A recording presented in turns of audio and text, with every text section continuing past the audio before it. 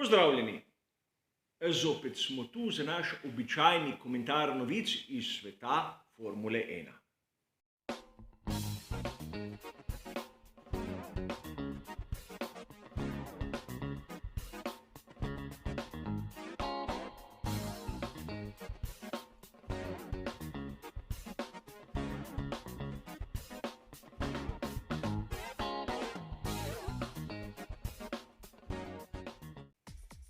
Danes je na vrsti že 35. redni komentar, seveda iz sveta Formule 1. Videli bomo, da v vseh 4 sklopih so novice izšle na en in isti dan. 30. avgust, kar ni nič posebnega, zgodilo se je že in dogajalo se bo tudi v prihodnosti. Še posebej v takih priložnosti, ko imamo v zaporednih vikendih dirke, je to pogosto. Tokrat 4 različni sklopi novic in ukolikor koga izmed vas zanimajo članki, ki jih navajam v samem prispevku, dobite vse bližnjice navedene v opisu. A da ne bomo, kot običajno, predolgi, se bomo najprej lotili prvega sklopa.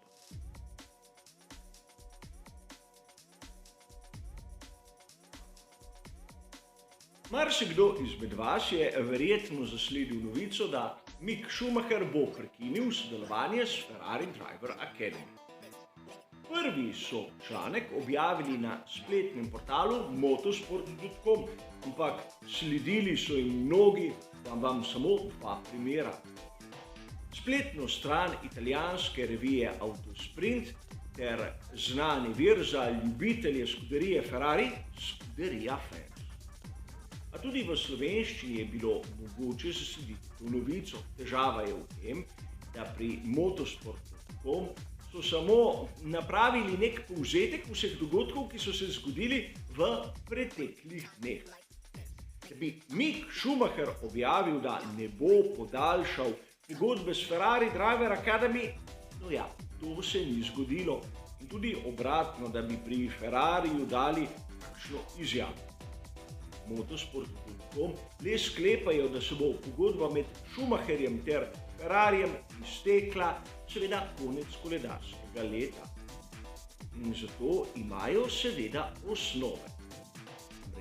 Znano je, da na veliki nagradi Italije in veliki nagradi Združenih držav bo imel Antonio Giovinazzi priložnost voziti na prvem prostem treningu.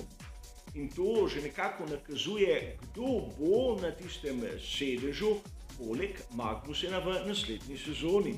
Moramo se zavedati, da Mick Schumacher ima sedež pri ekipi Haas, zato ker Ferrari Driver Academy primakne določeno količino sredstev. In mnogi avtorji, ki so malce površno prebrali članek, so zadevo interpretirali kot da Mick Schumacher noče podaljšati pogodbo s Ferrari Driver Academy. Rad bi vas spomnil, da smo že pred nekaj časa govorili o tem, kako bo Giovinazzi bil prisoten na veliki nagradi Italije ter Združenih držav. Torej, tudi pri Ferrari Driver Academy so se odločili drugače. V teh povzetkih je zanimivo nekaj. Možnosti ima Mick Schumacher v prihodnosti in vidimo lahko, da je situacija dokaj zanimiva. Namreč sedežev na razpolago ni prav dosti. Zanimiva mi je ona teorija, ki nam kaže na možnosti razvoja pri ekipi Alpine. Najprej so seveda Micka Schumacherja povezovali z Aston Martinom, kot dobro vemo, iz tega ni bilo nič, in sedaj ga mnogi stavijo direktno v Alpine. A zadeva Piastri bo šla pred odbor v teh dneh. In da se zgoditi, da bo Alpine imel prav, oziroma da bo moral McLaren plačati Alpinu. In če bo Alpine dobil denar iz strani McLarena, bo lahko odkupil pogodbo Pierresa Gaslyja. In če se bo to zavrtelo, praktično Mick Schumacher dobesedno izpadel iz mnogih kombinacij. Ostala bo seveda še tista varianta Williams, ampak tudi v tej ekipi bi moral imeti Mick Schumacher neko finančno zaledje, ki mu ga je do sedaj nudila seveda scuderia Ferrari. Kar je seveda tudi zanimivo, je naslednje. V Alfa Tauri bi lahko po govoricah mnogih šel Američan Colton Herta. Seveda v raznih člankih vidimo, da ima kar veliko podporo. Težava je v tem, da Colton Herta nima dovolj točk za dodelitev super licence. O tem sem govoril že mnogokrat in marsikdo izmed vas si lahko misli, da imam sam kaj proti ameriškemu vozniku. Niti ne. A vkolikor pogledamo članek, ki je bil objavljen 28. avgusta, torej pred nekaj dnevi, in to na spletni strani racer.com, bomo videli, da Colton Herta v tem trenutku ima 32 točk, za super licenco potreboval bi jih 40. In seveda gre za rezultate, ki jih je dosegel v zadnjih 3 sezonah. Sezona Indykarja se še ni končala, ampak v trenutku, ko jo bo konec, bodo tiste točke iz 3 let nazaj seveda brisane in se bo zadeva pomaknila za leto naprej. Po mnenju avtorja članka nima Colton Herta realnih možnosti, da bi v letošnji sezoni pridobil 40 točk, ki jih potrebuje, in vsi kličejo na FIA, da bi podala neko izjemo. In to je tisto, kar meni osebno ni všeč. Zakaj bi moral Colton Herta dobiti izjemo, kdo drug pa ne? Imamo, kot sem vam že mnogokrat omenil, Logana Sargenta v Formuli 2, ki ima dobro sezono, in zakaj njemu ne namenijo kakšne izjeme. A seveda, videli bomo, kako se bo zgodba končala. A kot običajno moramo biti pozorni na tiste informacije, ki nam jih podajajo takšni in drugačni viri. Pri motosport.com niso napisali nič novega, niti niso kaj takega trdili. Kaj so iz tega članka naredili drugi, lahko vsak sam seveda razbere iz tistih virov, ki jih spremlja.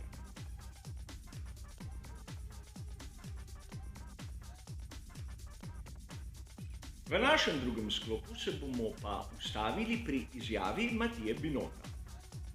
To sem zapazil v 2 različnih člankih, ki sta pa oba v italijanskem jeziku. Govorim o članku, ki je bil objavljen na spletnem portalu italijanske revije Autosprint ter na italijanski verziji motosport.com. Govora je bilo že pred nekaj dnevi tudi na tem portalu o homologaciji olajšanja šasije pri ekipi Red Bull. Ta še ni prišla na vrsto in je ne bo videti vsaj do velike nagrade Singapurja. A Matija Binotto se čudi, kako se nekaj takega lahko privoščijo pri ekipi Red Bull. Namreč smo pod režimom omejitve proračuna in ekipe baje morajo paziti na vsak evro, vsak dolar, vsak funt. A mnogi strokovnjaki trdijo, da olajšana šasija stane lahko ekipo tja do $2 milijona. To pri proračunu, ki je omejen približno na 140, lahko pomeni, da bi šel Red Bull čez tisto dovoljeno mejo. In Matija Binotto poziva k bolj striktnemu nadzoru. Težava je v tem, da ekipe morajo po končani sezoni seveda oddati letna poročila, in to vse. Red Bull, Ferrari, na koncu tudi Williams. In stvar ekipe je, kako znotraj svojega proračuna razporeja sredstva. Seveda, če bo nekdo prekršil pravila, bo seveda kaznovan. Ampak Matija Binotto po mojem osebnem videnju nima kaj računati, koliko sredstev je porabil Red Bull. Matija Binotto lahko računa le, kako sredstva porablja Ferrari. In seveda, če si nekdo lahko privošči nekaj takega, kot je olajšana šasija, pomeni, da je v nekem obdobju pač hranil določeno število sredstev. Drugače bo seveda komisija videla, da je prekoračil mejo. Izjave, kot je tista, ki jo je dal Binotto, služijo po mojem osebnem mnenju le temu, da si preusmerja pozornost. Namreč Red Bull je hiter in videli smo na veliki nagradi Belgije, da žal Ferrari ni. O tem se bomo seveda pogovarjali kdaj drugič. Na vrsti je pa že naš tretji sklop.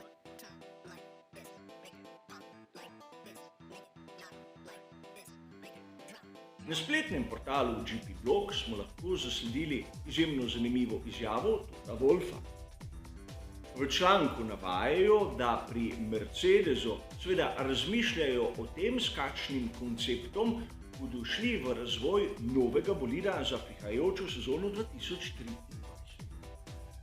Dobro nam je znano, da dvojni V13 je radikalen, poglejmo samo bočne strukture, kakšne so.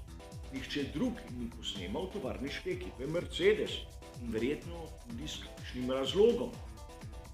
In seveda, sedaj je nam lahko reči, da ta radikalen koncept je prinesel več težav kot nekih prednosti. Po drugi strani nimamo vseh podatkov, kaj se skriva v ozadju. Tudi pri Mercedesu se verjetno niso še dokončno odločili.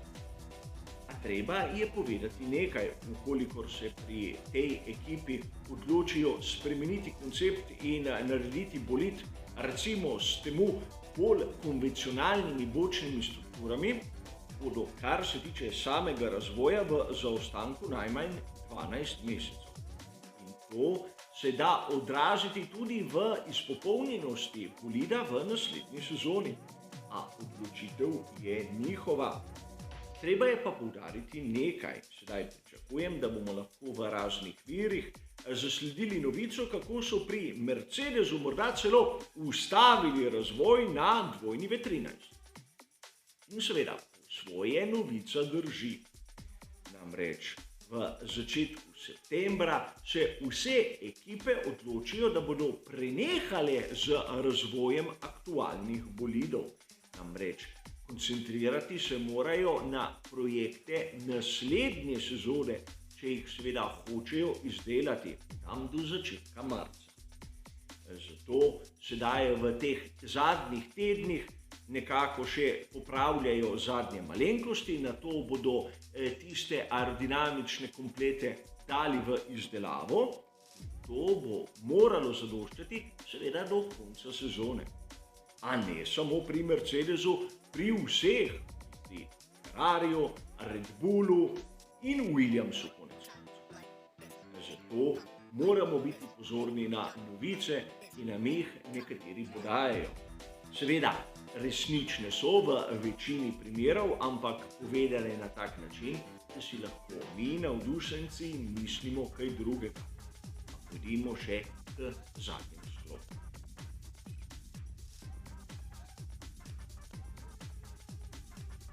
Za konec se bomo pa zopet vrnili na italijansko verzijo spletnega portala motosport.com, kjer je Franco Nunez objavil zanimivo analizo, ki razglablja, zakaj Ferrari na veliki nagradi Belgije ni bil konkurenčen ali lahko bi rekli, bil je slabši od pričakovanj. In seveda razglablja se o temperaturi asfalta. Ta je bila v nedeljo celo 15 stopinj višja od tiste, ki smo jo videli v soboto, ampak pri Ferrariju kljub vsemu niso imeli potrebne hitrosti. In zanimivo je videti, kje je bil vzrok za tako počasen ritem. V drugem sektorju. Če se spomnite, po veliki nagradi Belgije sem sam nekako analiziral tri pomembne vidike, tri pomembna vprašanja o tej dirki. In ugotovili smo, da je bil prav drugi sektor ključen, prvi in tretji niti toliko ne.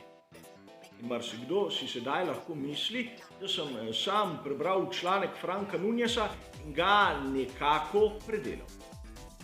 Težava je v tem, da je bil moj posnetek objavljen dan prej, 29. avgusta, torej članka, kateri razmišlja podobno kot jaz, nisem imel možnosti prebrati. A tu je treba poudariti, da pri Ferrariju verjetno ni bila ključnega pomena temperatura asfalta. smo govorili tudi v prispevku pred kvalifikacijami, so prav za dirko v Spa-Francorchamps pripravili nov zadnji aerodinamični stabilizator. Ta se je pokazal res kot element, ki je generiral izjemno malo zračnega upora, ampak pripomogel je tudi k izjemno nizkemu oprijemu prav nad pogonsko osjo. In tu seveda sledi razmišljanje, da pri Ferrariju so imeli težave s pneumatikami na zadnjem paru koles. In prav zaradi tega v drugem sektorju, kjer je potrebno pospešiti iz tistih počasnih ovinkov, niso imeli pravega oprijema. Zanimivo, videli smo, kako tista moja 3 vprašanja se lepo vključijo v to razmišljanje Franka Nuneza. Kot sem povedal, gre za vzporedno razmišljanje in ne navajanje. To je seveda kot običajno lep primer o tem, kako je treba razmišljati v neko smer. Verjetno se marsikdo s tem ne bo strinjal, ampak zato smo tu, da se lahko tudi konfrontiramo. Kar se tiče pa tega komentarja novic, kot ste dobro razumeli, bo to vse. Hvala za vašo pozornost, ter seveda nasvidenje.